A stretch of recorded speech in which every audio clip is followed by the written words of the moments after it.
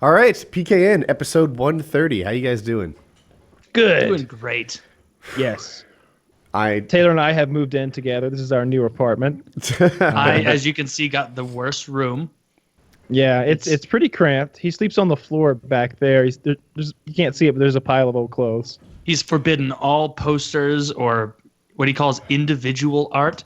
That's to be frowned upon in this home. It's a Very lot of us, fast. but no identity. It's a very fascist regime, but the rent is low. Yeah, free. No. So not that. since we've been here, Taylor brought his magic cards. people don't know And- you guys went on vacation in Denver. Yeah.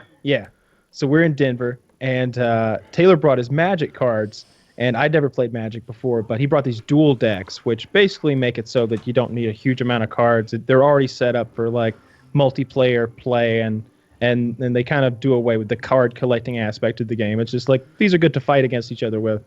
And we played the first night, I think.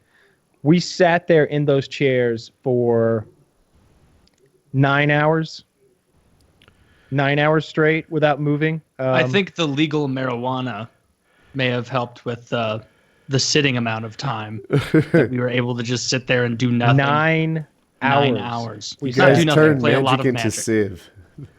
Yeah. No, we played many games as I was like learning to play, and yeah, we played like 9 hours straight, and then the next day we played maybe 6 or 7 hours straight, and then Quite a today we bit. probably played 3 hours worth today, and it got to the point where we were like, we should go to Walmart and just buy some fucking magic cards, right? Should we just have a whole bunch of them? And so like here we are, grown men. Like the only other people in that aisle at Walmart was this tiny little lad who came up to like my breastbone or something, and he's like getting some Yu-Gi-Oh cards or some shit, and I'm walking out of there with like this. They can't see, but like my hands heavingly full of these fucking Magic the Gathering cards, and we're going back home and like cracking them open and like opening decks and looking for nice cards. So we have full on gotten addicted to Magic. It's You're picking really it fun. up really quick though.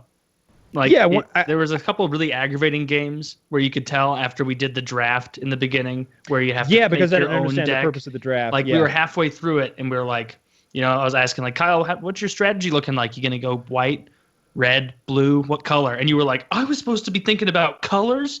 And I was like, yeah, man, like what else would you be doing? But I was like, all right, I guess he's new. I was just Doesn't picking make the sense. good ones. Yeah, and so the whole first game was you just being like, I don't have anything to play that. I can't. This is just a pile of. And then at one point, you were complaining about not getting any land, and we realized that Kyle wasn't playing from a deck at all. He had started drawing from another pile of cards sitting nearby, and so of course nothing was working.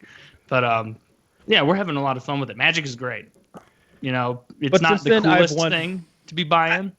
I But pretty much got it down now. I think I certainly don't understand every single card interaction and special ability and how they work and all that stuff. But I got the basics of the game down. And I really like it. I've been having a lot of fun. But I'm almost glad that like the online version of Magic isn't as liked as much, because I think it's better that I only play this when I'm with other people. This shouldn't be an online thing. It's so much more satisfying to have the cards and play them, I think. Yeah, it's fun. It's more fun to physically have it so you can kind of feel like the fuck you. Like, nope. Like the first thing Kyle did when he was playing, like if you don't play Magic, you know that blue is kind of the color of control and assholes and people who just get more pleasure from making you fail than their own success in a way. And you played that deck and you're like, oh, this is all about me. I'm loving this. Nope. Oh, you want to play that? Counter. No. Put it back. Oh, I see your sad face. Like that's what it does. But Yeah, that's a real troll deck. I like that a lot. Yeah. yeah, we're having a blast. So Woody, you've been sick. Oh, You sound pretty Oh, congested. really? dude, you have. I haven't been on Skype. Yesterday, You I have a was 1-800 flu. yesterday I was like, if I sound like this, I might ask to postpone the show because I was just completely hoarse and phlegmy and disgusting. This is the best I've sounded in quite some time, and but I'm weak. I'm tired. Every so often I'm like, you know what? I'm done being sick. Fuck this. I get up. I make it to like the kitchen, and I'm like, fuck that. No, I want to lay Man, back that down. sucks. You try to will yourself to being better. That Like was in what was that movie, Gattaca or whatever it was, where the guy can't go to space, and so he has to like act like he can run 10 miles in the morning. It's like you can't. Your heart's fucked. Stop pretending. Fake it until you make it. Got it. In the end, that movie just shows that if you're a stubborn asshole who disobeys the rules and you find one crooked doctor, you can sabotage $1 trillion space mission. No, that's not what it shows. It shows that you never let anyone tell you what you can and cannot do because they don't know what's Sometimes really on should. the inside, and that's all that matters. You might have more fire in you. You might be able to push yourself farther than the guy who's got the perfect body and the perfect heart and all that stuff. I love fucking Gattaca. That swimming scene where like his brother who's like genetically engineered is swimming with him and he's like, I don't understand. How can you do this? Because the game is you swim out to sea until one of you gives up and you turn around to go back. Bearing in mind, you have to get back to shore, because you're swimming out to sea. So you have to calculate that. You have to be like, whoa, I'm at like 49.9% of my total strength here. We need to turn around. And he won't stop. He's just go. And the guy's like, how are you doing this? How are you doing this? He's like, I don't save anything for the trip back. It's great. It's so great. I love Gattaca too. And by the way, I'll mention the difference between Gattaca and me is that guy's successful at denying his problems, whereas I just succumb to them 30 seconds into it. But anyway, the swim scene I didn't like. One, they're not very good swimmers. That's a thing. Two, looks great to me. I couldn't They're tell. pumping. They're pumping I'll so circle hard. back on that. But like Merca, That's if you were to future watch, swimming. I'll catch up to that. But it just didn't make any. Like I never saved any for the way back. Well, clearly he got back all these times. That is the one line in the movie what he meant was he never even considered it. He just gave whatever it took to get there, and then that was secondary. He never even considered it. It wasn't that he was like purposefully using every ounce of strength he had. He was just going for the win, and if he got back, he got back. But that wasn't his primary concern. Primary concern, winning. Secondary concern, surviving. Surviving. Yeah.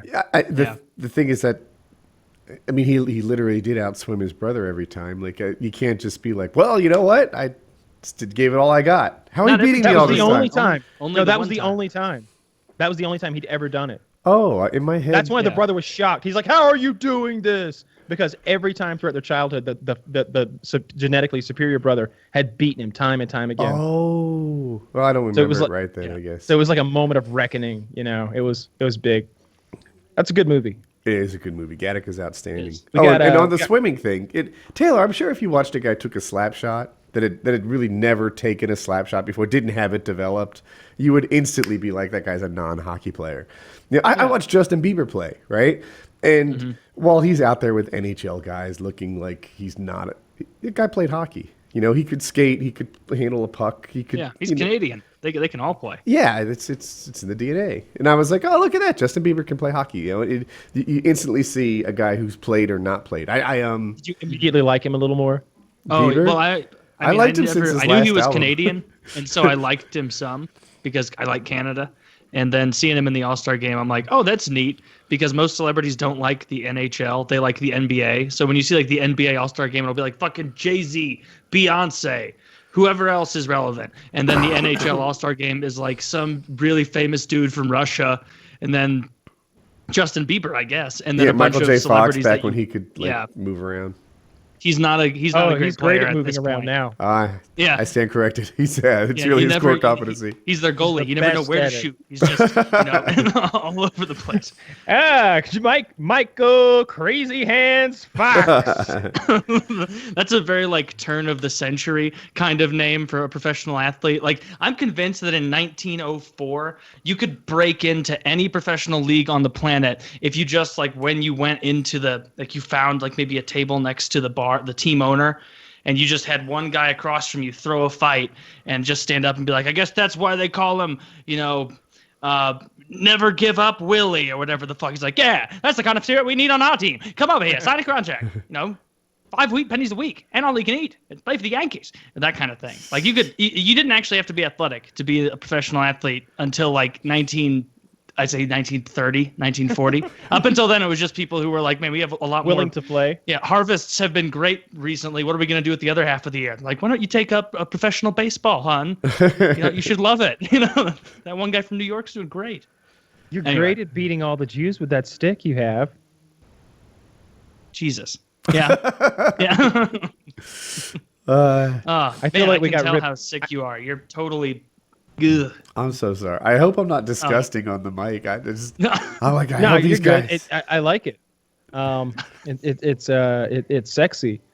I feel like we got ripped off last night at that restaurant. We went to this restaurant that was highly touted as a good spot to go because it's the oldest restaurant in Denver. It was called Like Buckhorns. like the Buckhorn, Buckhorn. something like that. Anyway, they've got like dead animals all over the walls, like zebra, like mountain lions, just dozens and dozens of dead animals, and their big selling even from point. that genre of place where it's like when you go into TGI Fridays and you're a little bit stressed out because it's like, oh my god, there's like too many license plates and cuckoo clocks glued to the wall. Like it was that feeling, but with dead animal heads, where it was like, we get it, you hunt. Dozens of dead animals everywhere. Were they all skins hung on impressive their- dead animals? They were every yeah, one of some them. of them. There was a were- two-headed goat. Like it's one head but two faces attached and looking like looking away like a conjoined Oh. head. That was shot and the head was mounted. There was a zebra, elephants, everything. Do you have a level of confidence on how real they were? Like, would you be able to tell? 100%. The deal is that all of the animals in there, all of them were killed by the family that still owns this restaurant ever since the 1800s. Yep.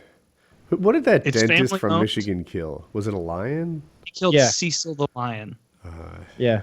But like Kyle was saying about this There was being a lioness. family owned, like it's been family owned for generations. And so I think that we got the shitty cousin of a waitress that they can't fire because she's part of the family, but she gets to just ruin the reputation because I'll let you continue, Kyle, because you started it. But our waitress, I was not happy. Not happy with that. My two meals were $143, and I just didn't feel like I got that $143 worth of food. I think I got like elk and buffalo, and like a baked potato. You're and, forgetting for appetizers, we got rattlesnake. It just was rattlesnake and alligator tail. And so it was like, these are fun things. These are new things that'll be fun to try. We can, at least, try it. And we ordered rattlesnake, and it comes out diced up, like chipped chicken almost in just a cheese dip with a bunch of chips. And it was like, maybe this is being pedantic, but if you sell me rattlesnake, that's unacceptable to deliver it in a way that I can't tell it's coiled rattlesnake. up. I want it That's part of coiled the fun. up. I want it coiled up and sliced like a sushi roll, Yeah. and we each grab a bite, dip it in a spicy like Southwest sauce, and that is how you serve rattlesnake. It tasted thinking so here. similar, dipping and getting it on there and eating it. When I tried it, I was like, I could be just a fool. Like, this could be chicken. If you gave this to me and didn't tell me this is a snake, I would have thought it was chicken and in a cheese dip. And then the alligator tail, oh my God. I ordered this right after we got the rattlesnake. And I was like, all right, well, we got to try something fun. Alligator tail. If this doesn't come as an alligator tail, I'm going to be so upset. I wanted just like an alligator tail to cut pieces off of. And, it didn't have to be a big one, just a little alligator. I'm not picky. And then they brought it out, and it looked just like calamari. It was just, I guess, sinewy strips of alligator tail that they fried. And it tasted so disappointing. exactly like calamari. You even dipped it in Tough cocktail calamari. sauce. I am 90% sure, because she did mention calamari in the same breath, that she fucked up and brought us calamari. I do not think we ate alligator tail. I'm The thing sorry. is, I had alligator like a month ago, and Similar? it's like deep fried, and I expected it. I don't know why I thought it was going to be in like the steak family because it's like a big, strong animal, but it's more like in the fish family. Yeah, Alligator it's is. in the reptile family. Well, which, I guess I'm talking about usually- food groupings. Reptile I don't eat means any kind of other like- reptiles. nope, Yeah. no, there's a reason people don't But I eat was like, reptiles. it's kind of fishy. It's like I wanted to eat it and say, oh, it's just like chicken, because that's what everyone who has no sense of humor says. And it wasn't. It wasn't like chicken at all. It was really kind of a tougher, sinewy fish. And also, the meal we got, like the size of, so you could get like platters with a bunch of different kinds of meats, and I got quail and elk, and they gave me a piece of elk that was so small that like at a real steakhouse, if that amount of meat had fallen off the plate on the way to get it delivered to you, they'd be like, whatever, fuck it, it's still fine. It's still plenty of meat to give to the customer. And like, it was such a tiny amount. And then the little 2 quails that I had looked They look like so pathetic. flayed men, little poor little quail. Well, at least they were- look to be like fair, quail. Yeah, they were delicious. They were very good. But other than that, I wasn't happy with it. I felt sorry for this quail because someone had to kill that tiny little bird that they served you to eat. Basically, I really felt like we got overcharged just for looking at those dead animals, and we ate another meal after that. I think I have a didn't we? plan. So next time we take a different sort of vacation instead of Colorado and Magic. I come and I will keep the wait staff in line. That's what I do. Oh.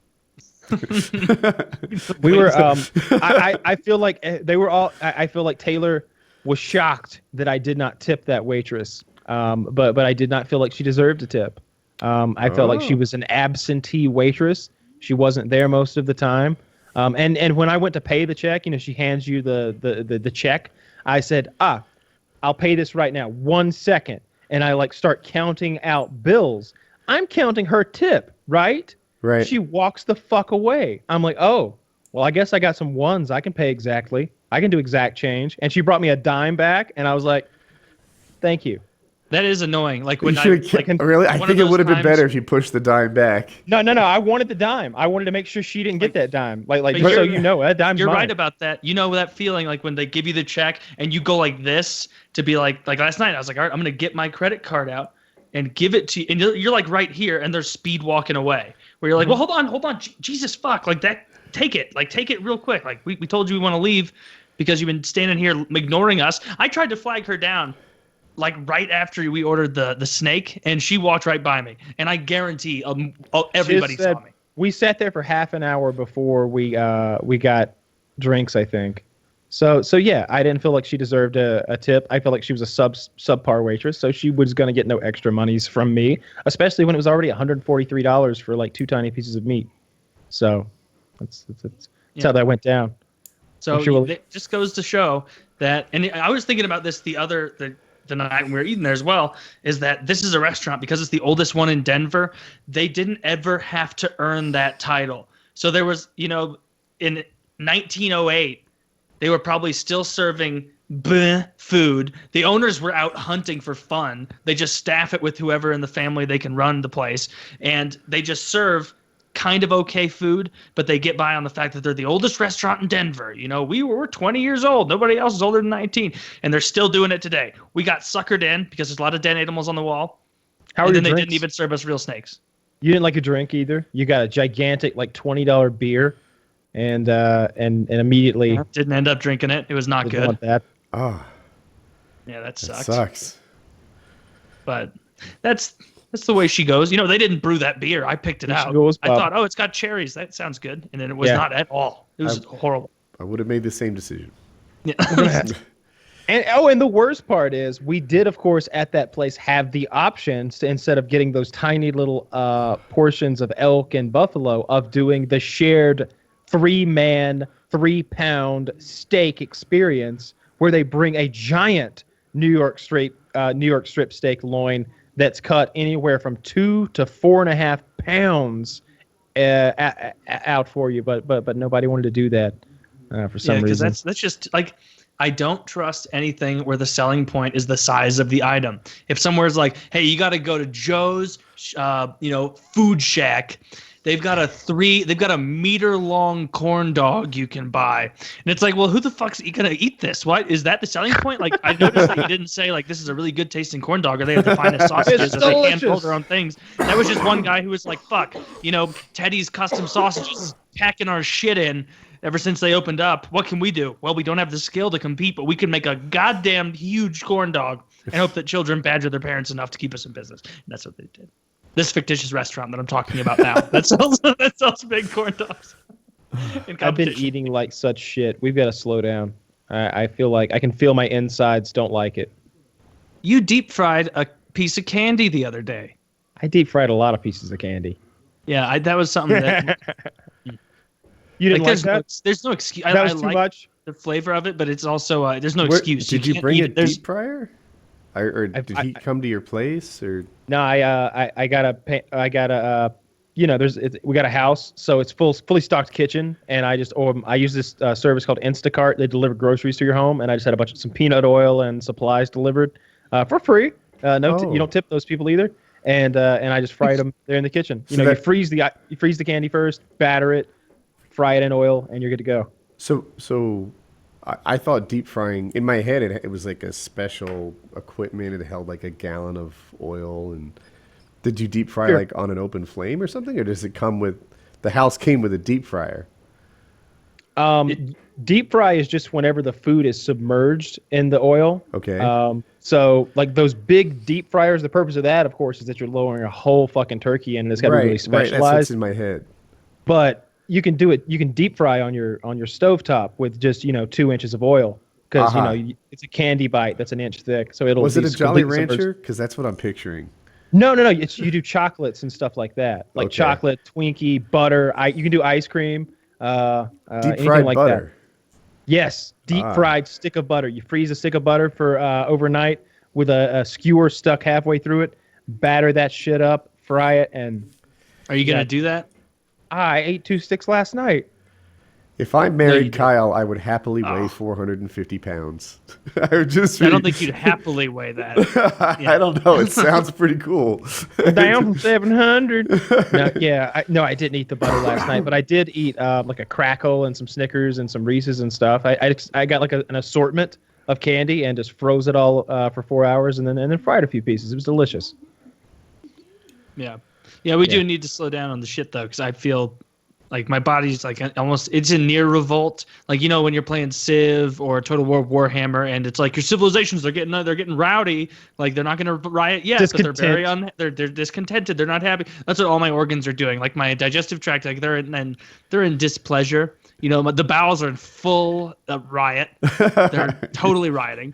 But I need to eat like a fucking carrot or something. Jesus, I'm going to die. You ate like 30 incredibly hot wings last night or something like that. I tasted one of the ones he ordered, and tears were pouring down my face for a solid like 2 minutes, to the point it wasn't like I could dry my face once and be good, because tears were flowing. And I'm just like, how the fuck are you just like chowing down on these? Did Taylor eat them like they were just French fries or something? Like he ate boxes of them. Wow. They were so good. I can't relate to people who had that superpower. Like I've had things before where like you just tip it on your, like just touch it to your tip of your tongue, and you going for water and stuff. And then this guy next to me, he was Indian, and he just ate it like it was ketchup, like it was easy to eat. The flavor's called Wild, if anybody out there is a Buffalo Wild Wings connoisseur. And then his secondary flavor was mango habanero, and he was like, "Oh yeah, that one's not hot at all." And I was like, oh, well, give me 3 or 4 of those. And like, I ate one of those after just having recovered from the Wild, so I was already pretty fucked up. Same thing, just tears flowing. Your asshole must just really take a beating. You got to put Vaseline on. No, it's asbestos butthole. It's calloused like a day worker's hands. Damn, they were so spicy. They were not good. No. What was good was like the medium ones, the honey barbecue, the hot honey mustard, the ones that were like flavorful and savory, not the ones that were so much spice and hot that it like damages your tongue. You liked the Asian ones though. I told you those would be, the Asian zing was tasty. Yeah. Sure. I like hot wings. I do too. I like eating meat off of bone. It's very, I've noticed this is how it should be. I've noticed that you're not an early riser. Is that a common thing, or is that just a vacation thing? It's a vacation thing, or just whenever thing. I have a hot wing eating technique. Are you guys familiar with how to eat the wings? You press it on the plate to sort of break it, and then you pull it out, and you can get a thing. I'll have to show you in person. I used to play ice hockey with a guy who was a hot wing eating champion from Buffalo. And he's like, you guys might not know this is how you eat a wing. Because I always only like the drumsticks, because everything else, like, how do you even eat that fucking double bone bullshit thing? The wing? Yeah, the wing itself. And he's like, you do this. And he's like, you just sort of break the seal. I am the Merca lobster of hot wings. Yeah, I've seen you do it. You're very good at it. Yeah, I've never done it. I actually prefer the wing ones more. Really? Because I don't know why. because The you know flats. that little like flap of skin or whatever that's on the top of the wing that always gets crispy and good. You're a guaranteed good bite there. Sometimes the drummy ones, you get one where you know, like, wow, this was a fucked up chicken. We've got a lot of growth hormone, and this is a leg that if I saw this chicken walking around, or rather dragging this enormous behemoth leg behind its shriveled little body, I'd be like, ew, who would eat that chicken leg? And then it shows up in Buffalo Wild Wings, but still good.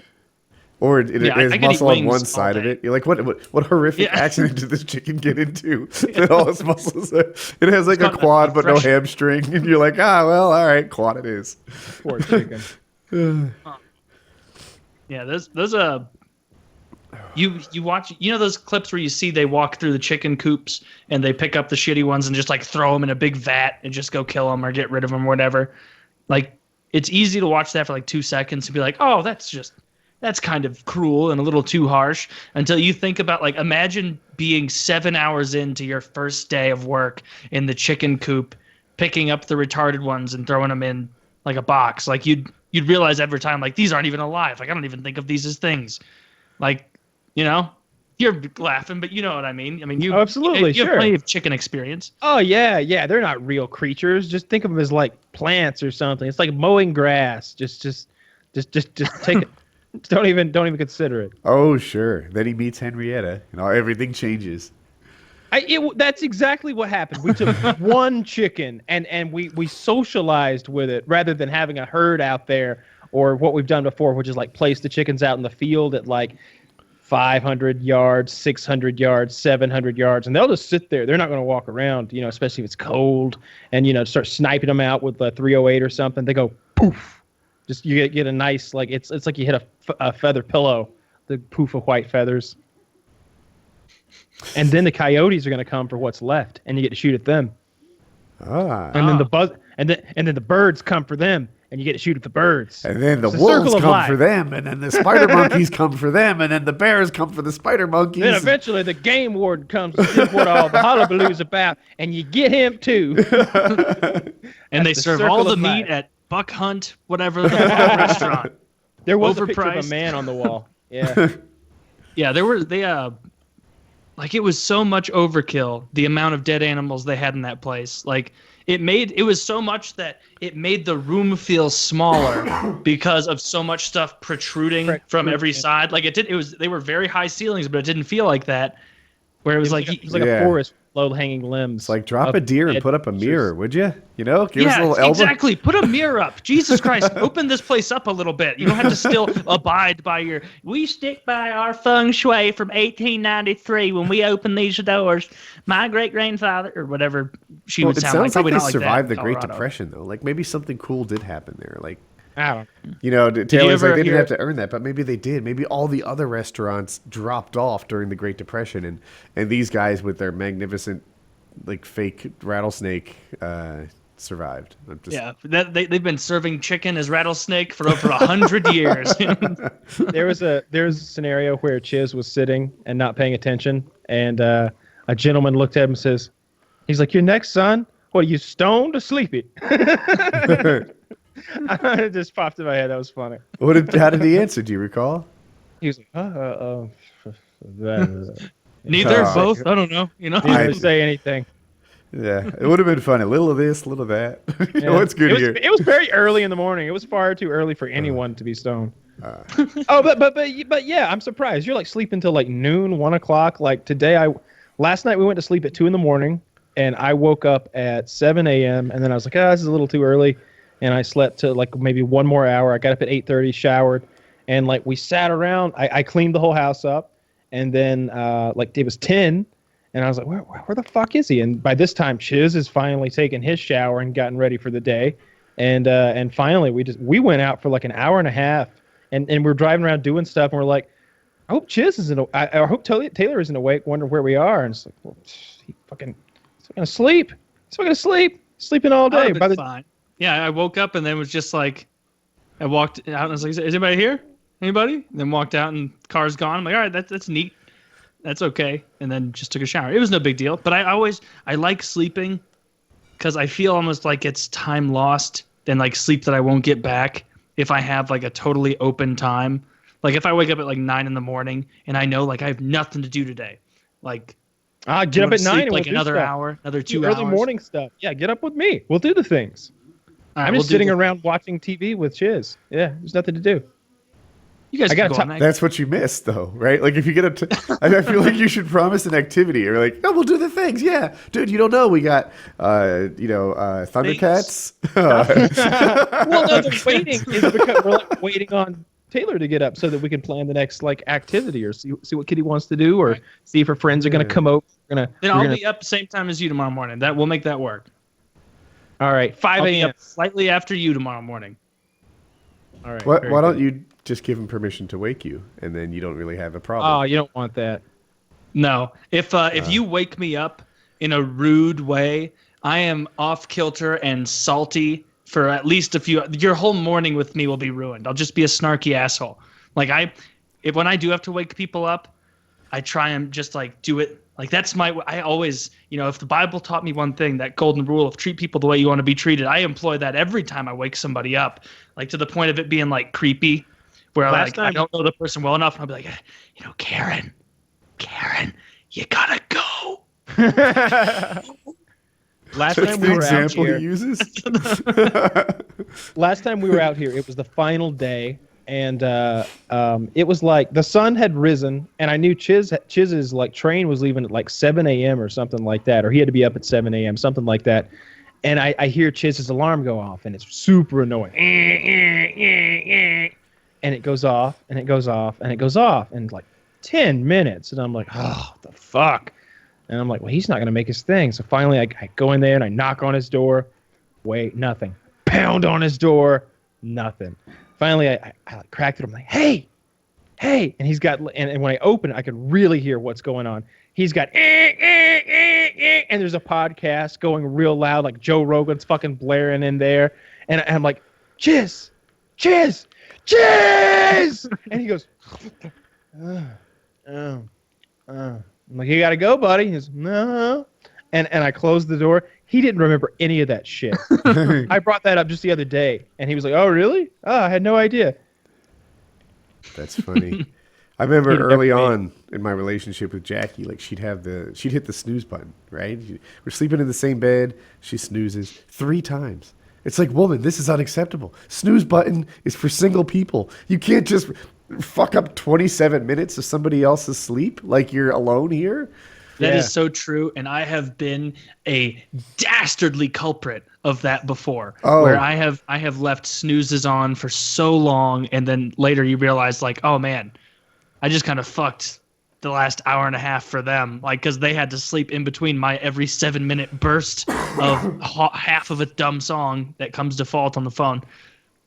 Yeah, it's not fair to the other person. No, not at all. Not at all fair. Other than that, I think what other activities do we have planned, Kyle? If I can tear myself away from this wonderful bed. I don't know. What do you want to do? Airsoft. Oh, we're not gonna be able to drag Chiz to Airsoft. We might literally drag Chiz to Airsoft. I know, but he can't hear us now. I don't You know. can hear Maybe me. I can see him in there. He's a little twitchy. Okay, I well, don't- you know what? If we can't bring Chiz to Airsoft, we can bring the Airsoft to Chiz. You and I, when we do wake up early tomorrow morning, zoot on out to whatever close by store. We pick up a couple of the cheap ones, not the ones that like hurt, but the ones that hurt enough that he's not happy with it, and then just hold that little trigger down and ying ying ying ying ying ying ying ying ying, shoot him like Talking that. about What a if, sleepy what time if you attack. armed him, right? You could give him a pistol with a Post-it note saying "Defend yourself," and now you've got a game. I would put Most dangerous game. I'd make a series of obstacle courses he had to get through, and I think designing an obstacle course for Chiz could be one of the easiest things ever. I think I'd put it 30 feet away on the ground, and then maybe I'd close the door between him and You put like a mattress on the floor. yes, I'd pour 4 steps. 4 That would do it. Is but is he on the second floor? You guys have, what is the place like? Is it 1 story, 2 story? It's 1 story with a basement. That's got bedrooms down there. Yeah. So I had walked into the basement until like a few minutes ago, Same. where Chiz is staying. That's nice.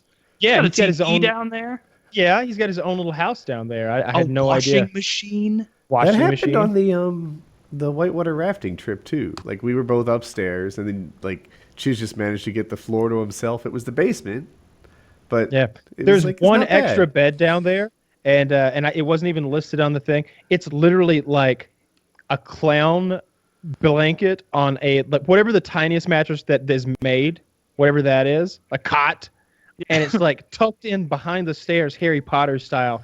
I was looking at the laundry, and I was like, holy shit, someone would sleep back there.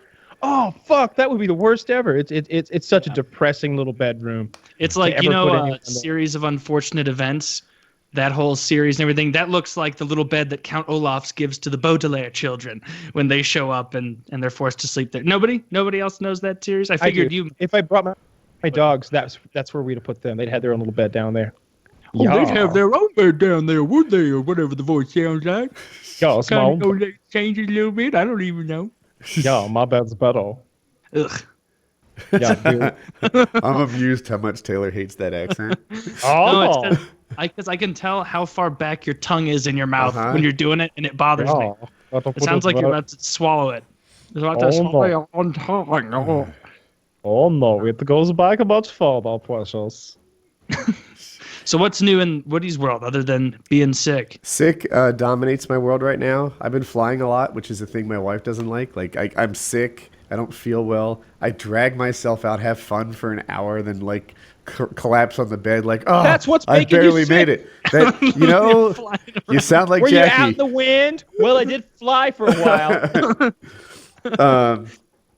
Yeah, I've had 3 flights in the last like 3 days or something. Oh, cheers. And but I am awful sick, I swear.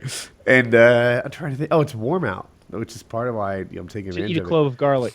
A whole clove. It's 73 degrees tomorrow, 71 today. Like that's good weather. Yeah, it's really nice weather here. Yeah. Global warming, we're in that sweet spot. Right. Global warming's this cool in is- February. If we're breaking it down for real, like I think we're all like we all know like even if this gets like disastrous out of control, we're gonna be fine. Like worst case scenario, we're all 70s, 80s, whatever, and we get to kind of see the calamitous stuff where it's like we could then be the people who talk to the people who are coming up. Like, wow, you mean back in your day there were 4 seasons, not 1.5? And it's like, yeah, it wasn't just the long winter when I was a boy, whatever. Like I'm looking forward to it a little bit. I'm not worried about it. Like maybe my kids I'd be concerned. Yeah, I don't about. care. I don't have kids. Yeah, So let's they see made where us the roll the abolish the dice. EPA. We'll see. May not be an EPA pretty soon. Rick Perry, I trust what Rick Perry is going to do. That's with energy. this. I think he knows 100%. He's Yeah. That's informed. energy. That's energy, That's not energy. EPA. Yeah. But What's new with that? I haven't followed in the last couple days at all. no. Any new things? I know Betsy DeVos. Yeah, that's she the got latest thing. So Betsy DeVos, for people who don't know, has spent a lifetime advocating alternatives to public schools. And things like vouchers and charter schools and things like that. Someone put it, some Democrat said it. He's like, if we needed to elect someone to lead the war against public schools, she would be ideal. But to lead public schools, she's the opposite of perfect, is what they say. Now, 16 years ago, I voted for W because of his voucher idea. And let me lay it out there. I probably said this before, but it's cool. If you wanted to start a business today, like Taylor, the young entrepreneur, says, you know what, I'm going to start a school. And that's going to be the business that I create. It's a terrible idea because you're competing with free. It's very difficult for you to launch a new school and expect to have any kind of success in it. But if those public school kids could take the vouchers, the tax money that would otherwise go to their public school, and show up at Taylor's school, then schools would pop up all over the place. Maybe a musically based school or a technology school or a school for kids with special needs or who knows what, right? But kids could take their tax money that they would otherwise go to public school and pick this entrepreneurial school, and then suddenly we've injected capitalism into the school system. And 16 years ago, I thought this was a really neat idea. I'm like, oh, this is great. We can't lose. Now, I guess I'm just a little more nervous about it. Like, I'm not sure that this idea that I loved I still love. I don't know. But if I wanted to improve the school system, I think I'd do something way easier and guaranteed. And that's just like fucking put a bomb on the tenure system. right? The idea that what happens now is some 22-year-old fresh-faced, kid comes out of college. They do a good job for 3 years until they're 25. You get tenure. And now for the next 40, their job is guaranteed. Like, that 65-year-old version of them is a totally different person than the 25-year-old. Like, why are you on the hook to give these people tenure? And then unless they literally fuck children, they just get to keep their jobs forever. Not figuratively fuck them. You can do that. Literally fuck them. I would. Yeah, I you would can figuratively fuck them by providing horrible education Yes. at public schools across the country because they're like, hey, should I make a new PowerPoint where Pluto isn't a planet? Fuck it. Run the same one. It doesn't matter with these kids. They can learn 9 planets. They'll figure it out. So there it is. I've done my best to present both sides. Like, the voucher thing isn't completely crazy. Inject capitalism into the schools. Maybe you'll get better schools. And then on the other hand, I don't know. I do worry about just completely blowing up what we've done for the last 200 years. As long as everybody's got more choices, I think it's good. We went to a hockey game. We watched the Avalanche play the. Who'd they play? Oh, just based on this, Avalanche lost, right? No, they destroyed. Oh, did they? I didn't expect. Yeah, Avalanche they've got the won. longest win streak of the year. 2 games. They won their second game in a row. It was the Winnipeg Jets that they played, and it was a lot of fun. We had good seats. Kyle, you and Chiz seemed to both enjoy the game for the most part. I enjoyed the free beer. I know you probably didn't think that I was enjoying it because I only drank like 3 beers, and you must have drank like 9 fucking beers. We were double. So because of our seats, we got like these gold wristbands, and it was like all you can drink beer and How did all you you can get eat these food. seats? Just paid for them. Oh, so you just lived with a pig. Mm-hmm. And we go down to the Lexus room where there's like a whole bar that's ours. You just order whatever alcohol you want, and so you can double fist beers, go back up to your seat, kill them, and then go back and get 2 more if you want. That was Taylor. Taylor was so happy about that. I could tell that it was. Yeah, that was nice. My favorite part about that was watching Taylor really enjoy himself because he was just like, I got hockey. The players are right fucking there, and I got a beer in each hand. He was in heaven. Yeah, it was a lot of fun. Like I was hoping that it would get real rough between the Jets and the Avs because neither one is like, we're going to the playoffs. But then there were no big fights or anything, but there were a couple enormous hits that we saw where there was like your impression of seeing it live. You had fun with the game itself. Yeah, my favorite part was making sure that my girlfriend didn't get hit in the head with a puck. I was like, keep your eye on the puck because it'll fuck you up. And Taylor's like, yeah, look at this. This is what happens when you get hit in the face with a puck. And it's like this player's pretty girlfriend with a big scar on the side of her face, all stitched up. And I'm like, yeah, that'll be you. And she's like, baby, will you pay to fix my face if I get hit with a puck? And I went, yeah, but we're not gonna, 10 to 15,000 tops. So you better be on the lookout. And so the whole game, and they flicked at least 3 left the play area and didn't get caught by the net. Went into the fucking crowd. At least quite 3. a few happened. Like it was something that I thought was funny because I've never been to a hockey game with a group of people who had never really been, and so the whole look out for the puck thing never had to be established. But they put up on the thing like a warning where it's like, warning, the Pepsi Center is not responsible for anyone injured or whatever the fuck by flying pucks. So keep an eye out, viewers or whatever. And then 5 minutes later, one hits a lady in the second row, and it's like, we're in the second row. This is no good. Yep. Yeah. Well, we didn't get hit, so it panned out okay. I bet 15 years from now, they're going to be shocked at how barbaric it was, back in the 2017s, and pucks could get into the crowd. Yeah, I mean, it was only back in 2004 when they didn't even have that net behind the glass. That was and then that lady in Columbus had to go and die. I look back on that and say that was insane. So Kyle, you know how there's nets behind where they shoot, right? Oh, I know all about this. They could just sail them out full speed. Well, it was typically a deflection, right? They crush it, and they don't miss the net by so much that it goes into the crowd. But they really commonly, a player will touch it with their stick or a knee pad or who knows what, and it's still going 60 miles an hour when it hits people. And if you've never touched a hockey puck, it's curiously heavy and dense, Dense. and they're frozen, so they don't bounce much. And they're harder. It's really bad. It's harder. My roommate had one, and I remember picking it up the first time, and being like, "God damn!" Like that. Okay. I'm guessing it wasn't frozen. No, of course not. No, Yeah. he just had it on a shelf. Yeah. He got one from a game. You freeze it, it's that much worse.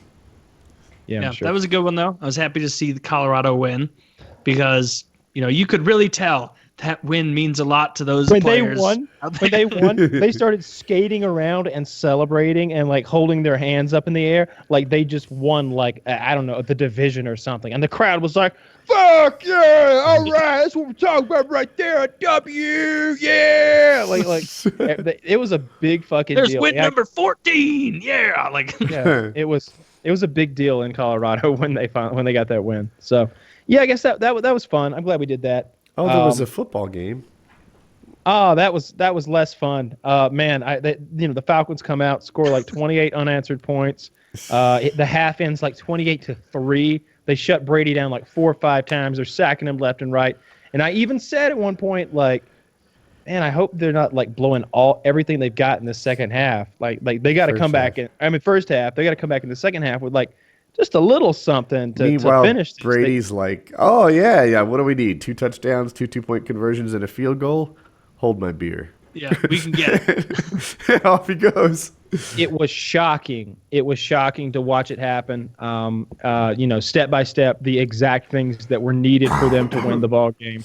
And at one point, I remember saying, like, even before it happened, I was like, it would be nice to see him win his 5th fucking Super Bowl. And to like overcome the year of the Deflategate where they take 4 games away, and he comes back and wins a goddamn Super Bowl. I like that almost as much.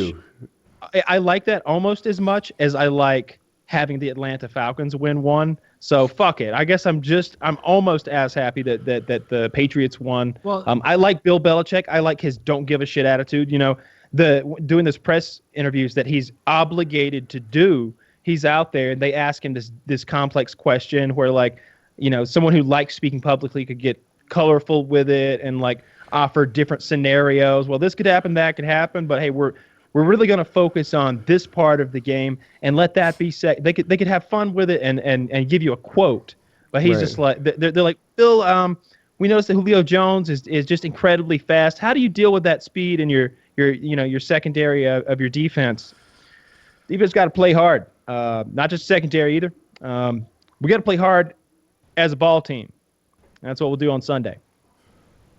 And it's just total non-answers. Yeah, total non-answer. He's like, "I'm giving you fucking nothing. I hope you don't quote me. The only thing I want you to write is Patriots win. Suck a dick." It was funny watching now, Kyle, if you'll excuse how me, I have little some practices to film. You cared so little that you couldn't even commit to the bandwagon, to where at the end of the second or middle of the second quarter when it was 21-3, you were just sitting there and you're like, I remember you saying, "Man, Falcons are going to win the Super Bowl. That's really neat." And then, they started scoring, and you didn't even bitch about, like, "That's ridiculous," until the end. You were just like, "Man, it's going to be kind of cool to see him get his 5th Super Bowl." Like, that's him. Like, man, I was like, God, you can't even care enough to finish it out. Like, you're a bandwagon mid-game from team to team. You have a Patriots hat, and then you got your Falcons jersey.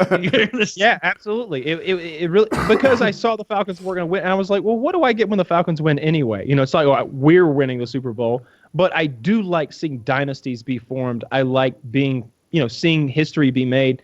And I don't think it's an argument anymore. I don't know much about football, but Tom Brady's got to be the greatest quarterback of all time now. You got to just say it.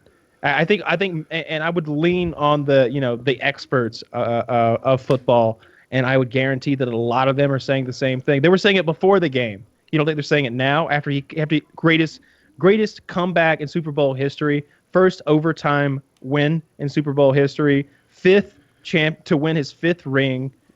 As an older guy, he's the greatest quarterback ever. I guess it depends on how you measure him, right? He's obviously the most successful quarterback ever, right? But then you get guys like Dan Marino that some would argue were better quarterbacks. They just didn't have the same teams around them. 5 times. I hear you. Yeah. And that goes back to how you measure it, right? Like 0 times for Marino. but I think he has the most passing yards in a season ever. You know, he has, unless Great receivers. Peyton Manning broke that. Yeah. I don't know. I don't know who's the best. I don't really follow football that closely, but you could certainly make an argument for it. It used to be when Tom Brady had like 2 or 3 rings, people were still like, he's not even good. He sucks. Yeah, he sucks. He's just lucky he's on Now that he's got a team. whole hand. Right. Now he's He's got a trying to whole figure out how hand. to do his Whole thumb hand. ring. You know, like, I hope he said that. He was like, make that one extra big. That's my thumb ring. Like, and he's planning ahead. You know he is. He's like, if I got this whole hand, you have to make me like a helmet or something, like Yeah. a crown to wear for my 11th Super Bowl win, or Usually- a big pendant. guys at that age are like, should I retire? Should I get out? Like, he had a better year than he did last year. Like, numerically, I forget the stats of it, but in like 5 different important categories, he's a better athlete now than he used to be. He's Got 4 not months rest. looking for the door. You know, he's like 4 weeks. Say, you think it's He the got a 4 little weeks? bit of a rest at the beginning of the season, right? You didn't have to play those first 4 games. You got a serious. I had wondered preseason. that. You know, like if you could offer him next year, like, hey, I'll tell you what, you get the first 4 weeks off, and your team will be 3-1. You take that deal? Yeah. I think he might be like, yeah, we'll kick it off with a 3-1 every Well, it year. depends who you're playing. If that one loss is not in the division, then yeah, they take it. Yeah, I hear you. I don't know. 3-1's a pretty good start. Usually, you win 75% of your games. Although they usually start out 12-0 or something like that because it's fucking incredible. I don't know. It was fun to watch. I didn't see a single Super Bowl commercial that I thought was noteworthy. Very pitiful year for the Super Bowl. Glad Lady Gaga didn't get political at all. I see that like the hyper leftists are calling her out. They're calling her a Becky or something, which I guess is something those cunts call women they don't like for not speaking out. Becky? A They call Becky. Just let's just move past it. I guess I didn't catch it, but I guess she like was floated down from the top of the building down to the stage. I didn't catch the halftime show. We were outside tending to a fire or something like that. But I don't know. The game was good. It was very impressive. It's a shame the Falcons didn't win, but it's incredibly impressive, and it's cool to have watched Tom Brady. Did you just fucking come figure out back. tending to a fire? No, I was saying, Kyle was saying it's a shame they lost, but also, also not a shame that Tom Brady was able to win and get 5. And it's almost annoying how little you care. Like if the Cardinals are in the World Series, like even though I don't care about baseball at all, if they lose in the World Series, it's still like they did to Boston a few years back. They didn't it was win, still so like, they didn't deserve. The way I look damn. at it, the way I look at it is like, I'm glad they didn't win almost, because if they didn't have enough talent, heart, drive, expertise, coaching, whatever it took to close out a 28-3 lead, then they didn't deserve a fucking Super Bowl win. Tom Brady deserved that ring, because when he went into that locker room down 28-3 against an explosive offense, and after he'd been hit like 6 or 8 times or something and sacked like 4 or 5 times by an amazingly fast defense, it looked like they weren't slowing down even at the close of the half. He still went in there and came out with the mindset of, let's go to work. Time to win. This is what I do. The math is easy. Here it is. This is how we win. Now we execute. And he fucking did it. Meanwhile, the Falcons were like, well, let's just, let's not lose. Let's not lose. Instead of let's get 14 more on the board. Let's get 21 more on the board. Yeah, let's pull a trick play here. They were go playing for it on not to 4th down. lose in that second half. And they didn't have the speed, and they didn't have the passion and fire that they had in the first. If football were played, instead of 4 quarters, if it was 2 quarters, the Falcons played their asses off for 2 quarters, better than any team in the league could have this year. I would say it was amazing to watch. It was fun to watch. But second half Falcons were a fucking dog shit team, and they got stomped on by professionals. Yeah. It was, so I he deserved it. You can't argue that the Falcons deserved it. It's not like one of those situations from a few, I don't even remember the teams, but I remember a few Super Bowls back, maybe 5, 6, 7. It was like a yard or 2 yards that stopped a game-winning drive at the end of the game, and it was like really a downer. The Ravens even and the if you won. Titans, that one, or the Perhaps. Seahawks one? Okay. I don't remember it all, but it wasn't When was like Ravens, that. They just got outplayed. Titans lost by 7 against the Ravens, right? Am I crazy? I don't know. But When? 10 years ago, something like that. I don't know. I know the Titans lost on the 1 yard line against the Rams in 2000. Maybe that's what I'm thinking of. Yeah. Sure, I remember it being like a yard or something on the goal line. But yeah, the Falcons didn't deserve it, so I don't care that they didn't get it. That's the way I look at it. Because they had it. It was in the palm of their hand. All they had to do was execute. They weren't being asked to go above and beyond. That's what was being asked of the Patriots. The Falcons' job was play good, smart football. The Patriots' job was do something no one has ever done before, ever, under the greatest microscope and pressure. You're right. And don't make a single misstep. And then they just did it. So Patriots deserved it. Patriots won it. And Tom Brady's like a football god now, and he'll be remembered forever. Like maybe we can argue because we don't know much about football, for one thing. But I bet 25 years from now, people are like, yeah, that Tom Brady guy, like, what the fuck? 8 fucking Super Bowl championships, 22, 18 Pro Bowl appearances. Like, he's not, like you said. You think he's got 3 improved. more Super Bowls in him? If he wins them concurrently. How old is he? 39, is 30. he? 39. Kyle, do you know? I don't know. I know his wife's hot. They zoomed in on her a lot. She was losing her shit when they won. It was fun. It was fun to see how happy she was. She was so happy and celebrating and like filming, like herself do this and like be happy as she drops her fucking caseless iPhone, and it hit concrete in those bleachers. Yeah, I'm sure she's fine. I was like, dude, yeah, well, you can get another phone your with day's your not perfect. Yeah, with your $10 million Super Bowl bonus that your husband got or whatever. Her assistant God will get her knows phone what it squared was. away for her, and she'll be all right. I said that early in the game because the Falcons coach was like so happy, you could tell. And I was like, can you imagine what his bonus is for winning a Super Bowl on his contract? Like Bill Belichick's contract is probably like a Subway thing where he punches out Super Bowl wins, and when he gets one more, he gets a piece of the stadium or something like that. But you own Section 102. Yeah. Yeah, like he's a part owner at that point for one more Super Bowl. But with the Falcons, that guy, God knows what it was, but it easily could have been another $100,000, $200,000, $250,000, $500,000, $1 million. It could be. It was probably a beautiful little signing I bet it bonus was in the millions for getting a Super Bowl, and he watched that evaporate.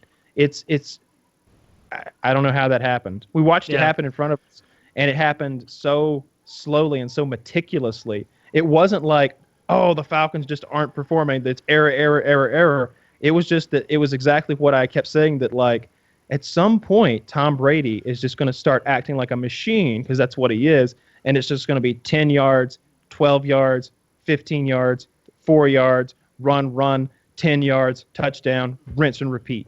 And he's just going to keep fucking doing that to them, and he did. It was impressive. Yeah, no one talks about his good Super bad Bowl. first half, though. Like, Tom Brady's the man. His quarterback rating was He like didn't have a bad 65 first in half. the first half. Because of the defense. Because the defense didn't save anything. Because the Falcons' defense didn't save anything for the swim back. That's what happened. That's exactly what happened there. They were whipping his ass the whole time, and the coverage, the corners were playing great. The deep coverage seemed to be good. They took him off his feet. He couldn't do anything. And then it seemed like they were burnt out and conservative in the second half and not blitzing as much. But what do I know? They lost, so they deserved to lose. All right, then. So we're at 58 It was a good minutes. Super Bowl as far as it went. Like I watched part of last year's Super Bowl, and maybe it was only like the first quarter and a half that I watched before I was like, this is stupid. Like, this sucks. Like, there's no like, I don't know. It's disappointing when the Super Bowl sucks, even though I don't care that much about football, because it's like it's supposed to be the one thing every year that's awesome with sports, because it's like there's no series, that's the coolest thing about football playoffs. It's like every game is like, oh, you really fucked up. This isn't hockey or basketball or baseball where you can be like, all right, we'll get him next game. It's like, no, that mistake, you just cost us a touchdown. Yeah, you might be the guy that all of, I don't know, Baltimore hates until next season. Like, the stakes are so high. Like, I don't know, I get stressed out watching the quarterbacks sometimes. It kind of feels in college football. Was it the Dodgers' every first game baseman? is like that. The what? Who, Kyle? No, either one. In college football, every game is like that. Like, they have to go 13-0, 13-1 at the worst, like, just to make the playoffs in college football. Like, you lose a game, like, the whole season could be blown because it's so hard to get into those championship games. In pro football, at least you can lose 4 games. You're still in the playoffs, and you're still doing okay. 5. You can get the wild card. You can Yeah. you can lose a lot of games. You're right. But in It's very college, forgiving. It's dude, more about postseason. You lose one game in college. Well, they got the playoff system now, so it's less forgiving, right? And More and the forgiving, games but- are weighted because of the BCS system. That if you're a powerhouse and you've crushed Alabama and Texas, but you lost to, I mean, this year Clemson was the champion, but Right. oftentimes they're kind of a piddling lower level team. You lose to a shitty team, then they're like, oh, well, they just had a bad off week, and they weigh it that way rather than being like, loss is a loss is a loss. So that's kind of nice. Yeah. Yeah. They've got some computer algorithm that does all that bullshit. Yeah, I wouldn't begin. Yeah, you're playing against some tough competition. Yeah, although last year maybe not so much. SEC last year seemed pretty SEC weak. East was rough. Like Yeah, it was, Georgia had a Georgia rough was the time. best team or one of the best teams there, and they were not even good. Exactly. Mizzou yeah. quit halfway through the season, I think. Did They they? just stopped playing. No, Oh. no, they just were terrible. Did that not happen We're gonna like go the play year baseball. before? Like because of the whole racist thing?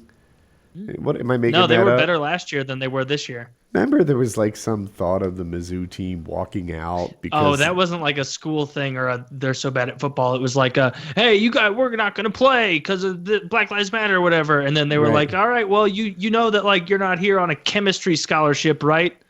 Like, so you're going to have to go out there and play if you want to keep living here. And they're like, all right, like, but just rest assured, like, I'm very upset by the happenings and I will be at practice on Monday.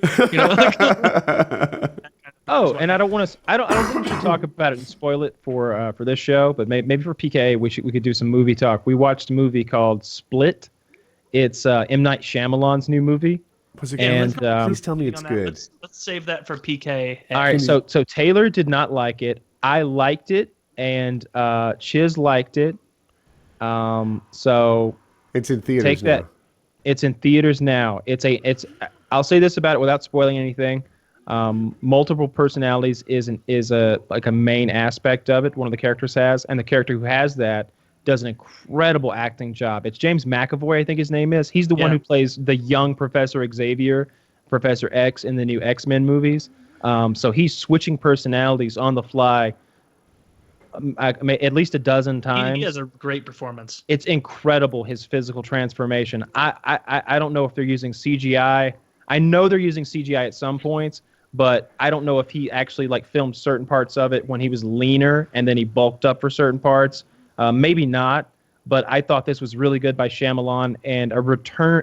It's as good as something like Unbreakable that he's done before. It's not The Sixth Sense, and it's not as good as Signs because you just didn't have a strong guy like Mel Gibson in there. But it is scary and pretty fucking dark too. I liked it. I want to say he's done another good movie recently, and he's kind of on a Yeah, comeback. The Gift. Was it The Gift, I think? Shit. Didn't he do the one with John Goodman where they were like underground? No, he did not. That's 11 Cloverfield Lane or 10 That is what I'm Cloverfield thinking Lane or of. whatever. Uh-huh. I don't think he did that. I don't think it was a Shyamalan thing, unless maybe he produced it or in some way, but he didn't direct it. So But you that might have was been thinking of excellent. The Visit. Is The that- Visit is the one you're thinking of. Yes, What's that? that is a Shyamalan movie. I don't know if I That's saw it. I think I might be giving him credit for a movie that I liked that he didn't have anything to do with. Well, The Visit has good ratings, and it doesn't have anything wacky or kooky in it. It's just a good movie that he made. Okay. But yeah, Split. Really enjoyed it. Thought it was strong, and I thought that I don't think it had a twist ending. I wouldn't say that it did, but it has a great ending that leaves you like, wow, this is all really cool, nice. At least that's what I took away from it because of having watched his other movies and maybe liking him. I don't know. Chiz liked it too. Taylor didn't like it so much. Yeah, it was all right, just not. I don't know. I had higher hopes. We can talk about that on PK though, because there's a good amount to talk about. I think. Yeah, I think so. I want to see a bunch of these. Call it a wrap? Yes, sir. I Yeah. believe so. I'm really hungry. We need to do something about that. About what now? My hunger. Ah, Your hunger. easily cured. Yeah. More Grubhub.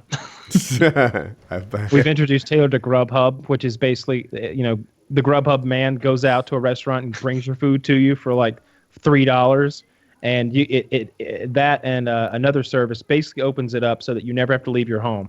They'll bring you McDonald's, Taco Bell, Qdoba. They'll text you. They're like, "Hey, bro, I'm outside of Arby's waiting on your order. It's a madhouse in here. Stay tight." Then they get your sandwich, and they text you again. Sandwich is on the way. And like, they don't want to tip or anything oftentimes because you can tip them online. The Instacart thing, which is for real hermits, so you don't have to go to the grocery store. The first order is free. You go to instacart.com.